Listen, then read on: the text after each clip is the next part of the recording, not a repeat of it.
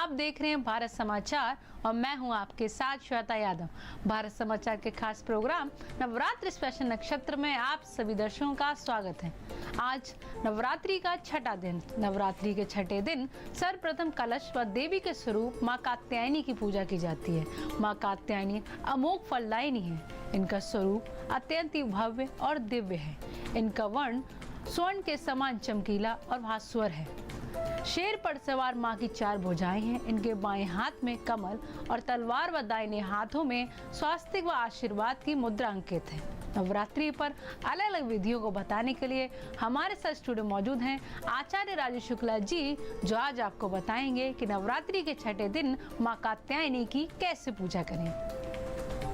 या देवी सर्वभूतेषु कात्यायनी रूपेण संस्थिता नमस्तस्यै नमस्तस्यै नमस्तस्यै नमो नमः। शक्ति रूपेण संस्थिता और इन्हीं का ही आशीर्वाद लेके महिषासुर का वध हुआ था और इसी के साथ ही माता कात्यायनी की आज पूजा उपासना होती। माता कात्यायनी पूर्ण रूपेण शक्ति रूपेण संस्थिता जिसको कहते हैं वो हैं और इन्हीं को अभय मुद्रा भी प्राप्त है, यानी किसी को भी अभय कर सकते हैं माता कात्यायनी। और माता कात्यायनी के पास जिसको कहते हैं शक्तियों का अपार भंडार है और इनकी सवारी सिंह की सवारी यानी माँ दुर्गा की इनके ऊपर पूर्ण स्वरूप की स्थिति बनती है। तो माता कात्यायनी कात्यायन ऋषि की पुत्री और कात्यायन ऋषि ने घनघोर तपस्या करके इनको प्राप्त किया।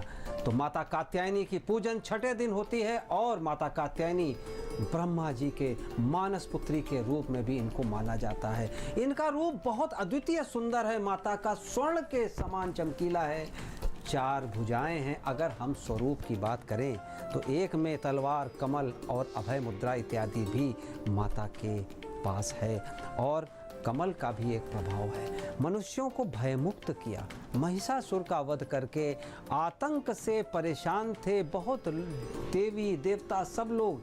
तो धर्म ग्रंथों में तो कहा गया है माता कात्यायनी चूंकि ऋषि पुत्री हैं इसलिए अमोघ फलदायिनी, विशेष रूप से शिक्षा के क्षेत्र में अगर प्रयासरत है कोई भी भक्त, हम सभी किसी न किसी प्रकार की शिक्षा वैसे भी प्राप्त कर सकते हैं। और कुंवारी लड़कियों के लिए योग्य पति प्राप्त करने के लिए माता कात्यायनी की पूजन वैसे अमोघ है।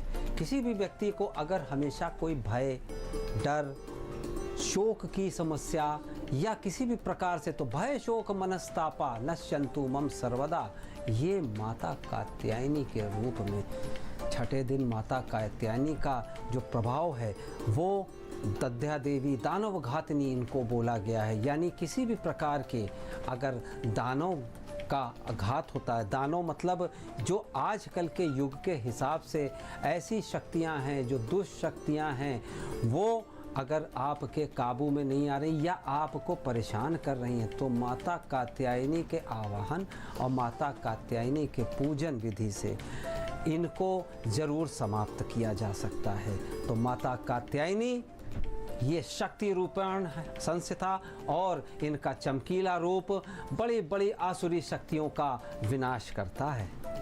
तो गुरुजी, मेरे पास दर्शकों जुड़े कुछ सवाल हैं जिनके जवाब मैं आपसे जानना चाहूंगी।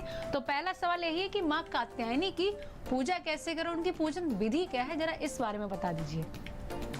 जैसे शक्ति की उपासना होती है और शक्ति की उपासना में अगर आप अपने अंदर दीर्घकालिक शक्ति चाहते हैं और विशेष रूप से कुछ विशेष मनोकामनाएं तो स्नान कलश पूजन जरूर करें आज। उसके साथ माँ दुर्गा और माता कात्यायनी ये तो दोनों एक ही रूप हैं, संपूर्ण रूप है माता दुर्गा का माँ कात्यायनी। पूजा आरंभ करने से पहले माता का स्मरण और हाथ में पुष्प इत्यादि लेके संकल्प अवश्य करें। उसके बाद वह पुष्प माता को संकल्प रूप उनके श्री चरणों में रख दें। फिर कुमकुम, अक्षत, फल इत्यादि और विशेष रूप से आज 16 श्रृंगार की सामग्री यदि जितनी भी हो वो जरूर करें और उनका प्रिय भोग आज शहद अवश्य अर्पित करें, जल अर्पित करें और इसके साथ घी का दीपक चौमुखा जलाना ना भूलें। दुर्गा चालीसा का पाठ करना और इसी के साथ सपरिवार सकुटुंबस्य सपरिवारस्य ये सब पूजाएं तभी फलित होती हैं जब आप प्रत्येक परिवार के लोग चाहे एक समय चुन लें या जो भी आप एकत्र होके आरती अवश्य करें और जो भी भोग प्रसाद नैवेद्य इत्यादि माँ को आपने अर्पित किया है वो पूजनों उपरांत अवश्य ग्रहण करें सब लोग। आज विशेष रूप से ये होता है क्योंकि माता दुर्गा का संपूर्ण रूप है और जो भी कन्या विशेष रूप से अगर विवाह की उत्सुक हैं और या विवाह में कोई अड़चन है तो आज विशेष रूप से अवश्य पूजन करें। दुर्गा चालीसा का पाठ करना भी आज ना भूलें। तो ये संपूर्ण विधि हो जाएगी कलश पूजन से लेके माँ दुर्गा चालीसा का पाठ करके और आरती इत्यादि करके जो कि सहज ही उपलब्ध है।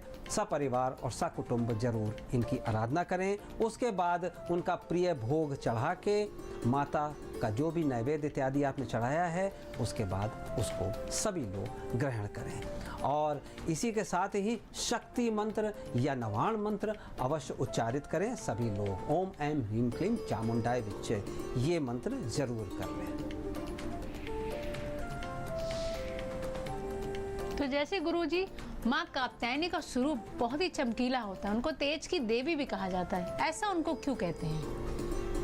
चमकीला स्वरूप इसलिए है कि जहाँ कहीं भी तेज की आवश्यकता होती है, तेज की आवश्यकता कष्टों को दूर करने के लिए, कभी भी कोई भी कष्ट अनिष्ट की आशंका होती है या कोई कष्ट इत्यादि होता है तो उसको जरूर दूर करने के लिए तेज और ओज जिसको कहते हैं, क्योंकि ये ब्रह्मा जी की मानस पुत्री यानी कात्यायन ऋषि ने घनघोर तपस्या करके इनको पुत्री रूप में प्राप्त किया था। तो एक ऋषि की तपस्या उससे तेजस्विता का आना और माँ चूँकि शक्ति रूपेण संसिता हैं और बाघ पे शेर पे सवार माता और इसके साथ खड्ग इत्यादि हाथ में लिए हुए और अभय देने के लिए ये तेज बहुत जरूरी होता है, क्योंकि इसी तेज की आराधना करने के बाद महिषासुर का वध हुआ। क्योंकि षष्ठी सप्तमी अष्टमी और नवमी इत्यादि यानी ये सब तिथियां ऐसी होती हैं जिसमें इन माता का विशेष रूप से प्रभाव होता है, आवाहन होता है। षष्ठी माता का तेज इसलिए भी होता है क्योंकि शत्रुओं का, ऋण का, रोग का शमन करने के लिए माता कात्यायनी की आराधना होती है, जिसके लिए शक्ति की आवश्यकता होती है और ब्रजमंडल की अधिष्ठात्री देवी हैं माता कात्यायनी। जैसे गुरु जी भी आपने बताया कि वैवाहिक जीवन में कोई कष्ट हो तो माता कात्यायनी की पूजा जरूर करनी चाहिए, ऐसा क्यों है? माता कात्यायनी की पूजन वैवाहिक जीवन के कष्ट और इसी के साथ ही केवल वैवाहिक जीवन के ही लिए कष्ट नहीं, अगर यदि आपको मनचाहा साथी जीवन साथी चाहिए तो भी आप माँ कात्यायनी की पूजन कर सकते हैं। इनके लिए विशेष रूप से अगर शहद की बात हम करते हैं तो शहद का भोग क्यों होता है? शहद का भोग यहाँ तक भी कहते हैं कि शहद में मंगल, सूर्य और नवग्रहों की शक्तियाँ निहित होती हैं। शक्ति होती है चूँकि मंगल से संबंधित स्त्रियों को या जीवन में अगर कष्ट आता है तो अक्सर मंगल की वजह से कष्ट आता है, तो उसके सारे ही दुर्गुणों को नष्ट करने के लिए माता कात्यायनी की पूजन होती है। उचित जीवन साथी प्राप्त होता है और दाम्पत्य जीवन सुखी रहता है।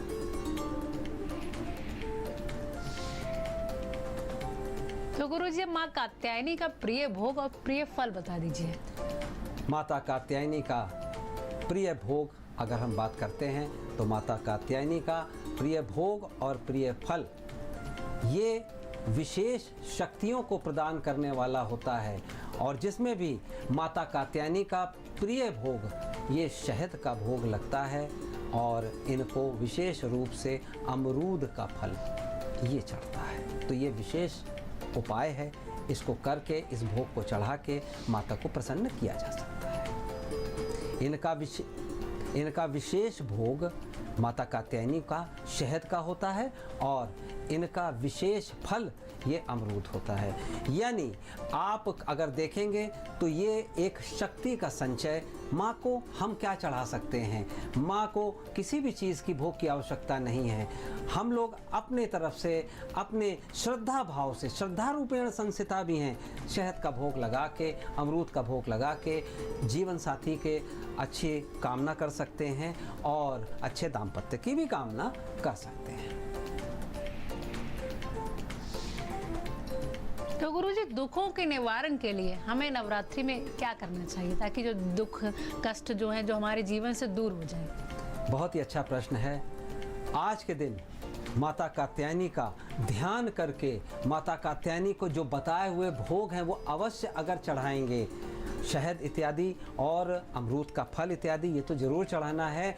और इसी के साथ ही यदि आप पीतल के किसी पात्र में थोड़ी सी हल्दी इत्यादि डाल के माता का आवाहन करके वो पात्र का जल अपनी मनोकामना पूर्ण करने के लिए किसी भी वट वृक्ष पे अगर आप डालते हैं, माता कात्यायनी का आवाहन मंत्र का जाप इत्यादि करते हैं और यदि शहद का भोग लगाने के साथ अमरूद का भी भोग लगाते हैं तो कष्टों में भारी कमी आएगी। और ऋषि कात्यायन को जरूर प्रणाम करना ना भूलिए, विधि विधान से पूजन करिए, सारे कष्टों का उपाय आज हो सकता है।